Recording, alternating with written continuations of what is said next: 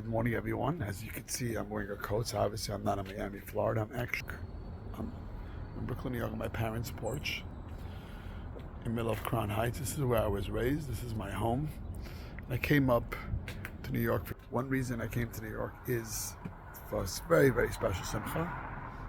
Our son, Moshe, our third child, got engaged to Chayala Bronstein. She's also from Florida, but both in New York, so we flew up to go to the oil and their engagement.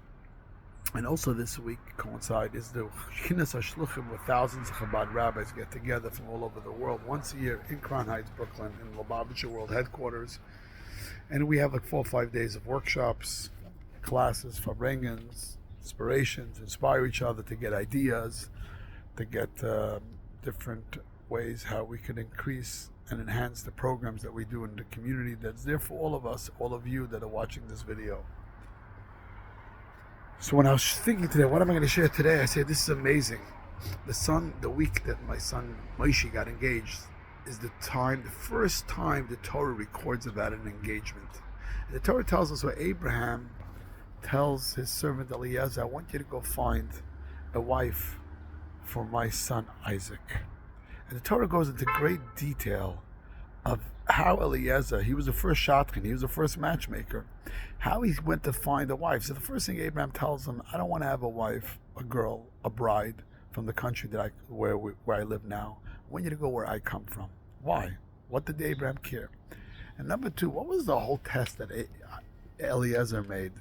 That he said, a girl that offered me to drink and give all my camels to drink, that's the right one for Isaac. What kind of quality is that was so important? So all these rabbis tell us such an important message. All these rabbis tell us the message is that what Abraham said is what he didn't like about where the people where he lives. He found them to be very selfish, very self-centered.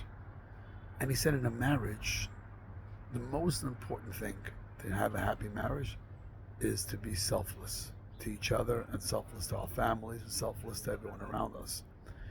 So that's why Eliezer made that test. He said, let me see the person that I'm going to, who's going to marry Isaac, what kind of quality she has. So the first thing he goes over and says, could you give me water? So the person said, yes, fine. But some people, if you ask them for something, if they say no, obviously you don't want them.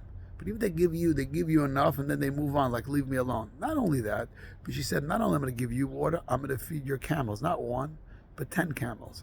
You see, a lot of times people are willing to help, but Eliezer stood back and watched. Let me see, is she going to give water to all the 10 camels? Meaning, sometimes people do a little bit, and they say, why should I continue doing it? Why don't you do the rest?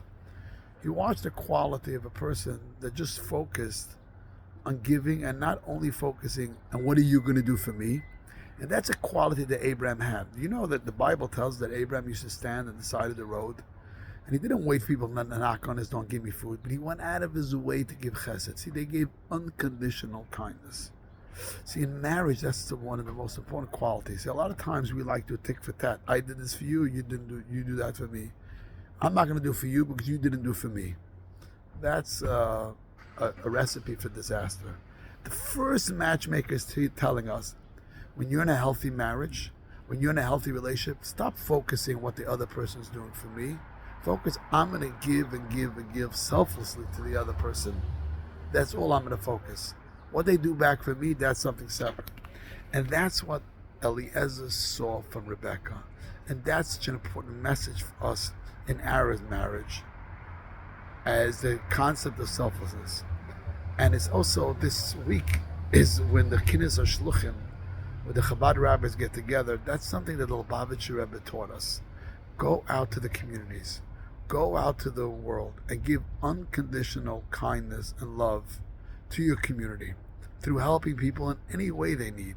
It could be about helping them in family support, helping them in Jewish education, helping them if they need help financially, to help them in the community with jobs. Whatever you could do it selflessly.